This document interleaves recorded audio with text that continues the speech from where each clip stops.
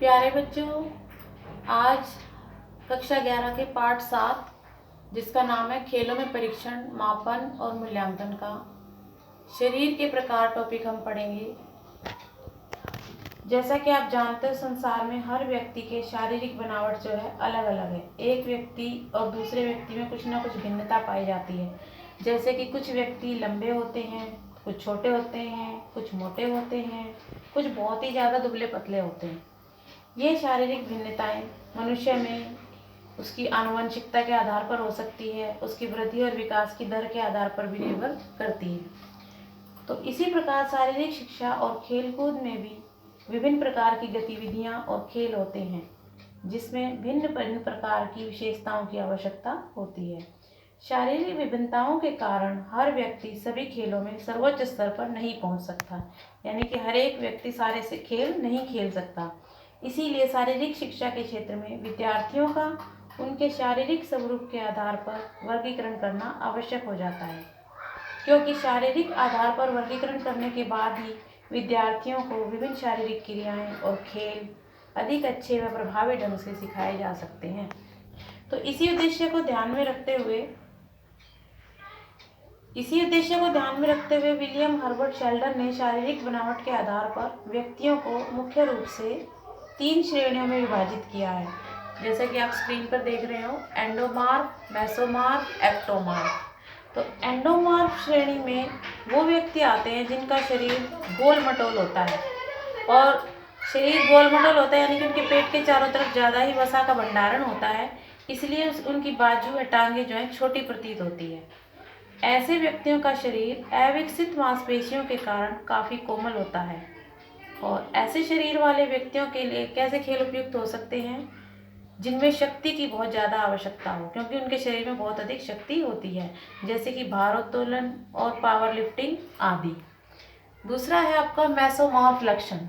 Mesomorph लक्षण में वो व्यक्ति आते हैं जिनके शरीर की आकृति वर्गाकार होती है और शरीर जो है अच्छा विकसित होता है, संतुलित होता है, और शरीर में जो वसा का डिस्ट्रीब्यूशन होता है, वसा का भंडारण होता है, वो भी संतुलित होता है, जिसके कारण शरीर जो है एक अच्छी आकृति में नजर आता है। इस श्रेणी के व्यक्तियों की अस्थियां और मांसपेशियां मोटी और कमर के घेरे की अपेक्षा छाती और कंधे चौड़े होते हैं। एंडोमॉर्फ में पेट वाला हिस्सा ज़्यादा मोटा होता है, लेकिन मेसोमॉर्फ में छाती और कंधे चौड़े होते हैं। ऐसे व्यक्ति बहुत सी क्रियाओं को करने के योग्य होते हैं। ऐसी संरचना वाले व्यक्तियों के लिए कौन से खेल उपयुक्त होते हैं? जिनमें अधिक शक्ति, कम अवधि में अधिक ऊर्जा तथा अधिक बल की जरूरत हो, जैसे एथलेटिक्स, यानी कि अधिक शक्ति लगे लेकिन समय कम लगे, समय कम और अधिक शक्ति को लगा सके, ऐसे व्यक्ति जो है इस खेल को खेल सकते हैं। एथलेटिक्स जैसे कि दौड़ना है, उसमें बहुत अधिक एनर्जी लगती है और कम समय में पूरी करनी होती है दौड़।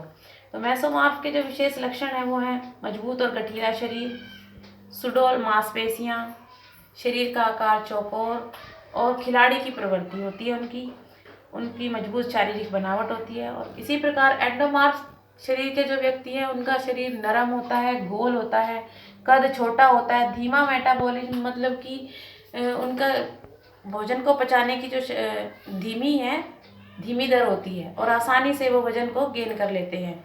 और मेसोमॉर्फ लक्षण वाले व्यक्तियों का वजन संतुलित होता है और वो एथलेटिक्स खेल में अच्छा परफॉर्म कर सकते हैं। नेक्स्ट है हमारा एक्टोमॉर्फ। एक्टोमॉर्फ श्रेणी में वो व्यक्ति आते हैं जो बहुत ही ज़्यादा दुबले पतले होते हैं। उनके अंग पे मांसपेशियां काफ़ी लंबी होती हैं और कम होती हैं। शारीरिक ढांचा बिल्कुल हल्का और कमज़ोर होता है। छाती चपटी होती है और छाती के ऊपर कम मांसपेशियों के कारण छाती चपटी नजर आती है और व्यक्ति जो है ऊंचा लंबा प्रतीत होता है। लंबाई तो बढ़ती है लेकिन मांसपेशियों की कमी के कारण वो बहुत ज़्यादा लंबा प्रतीत होता है। ऐसे व्यक्तियों में शक्ति तो बहुत कम होती है लेकिन सहनशीलता बहुत होती है। तो ऐसी शारीरिक संरचना वाले व्यक्ति जिम्नास्टिक जैसे खेल जो है ज़्यादा अच्छे से खेल सकते हैं। तो इनके शरीर के बारे में भी लिखा हुआ है, जैसे पतली मांसपेशियां होती हैं, पतला शरीर, छोटे कंधे, वजन इनका बढ़ता नहीं है जल्दी से, और भोजन को पचाने की शक्ति भी जो है तेज होती है, जल्दी से भोजन पच जाता है, चपटी छाती होती है, और जिम्नास्टिक का खेल इनके लिए बहुत अच्छा होता है। तो आशा करती हूँ कि आपको शरीर सोमेटो बॉडी टाइप्स जो है समझ में आ गया होगा। धन्यवाद बच्चों। और अगर आपको ये चैनल अच्छा लगता हो तो आप इसको सब्सक्राइब करिए और मेरे चैनल को लाइक और सब्सक्राइब कीजिए। धन्यवाद।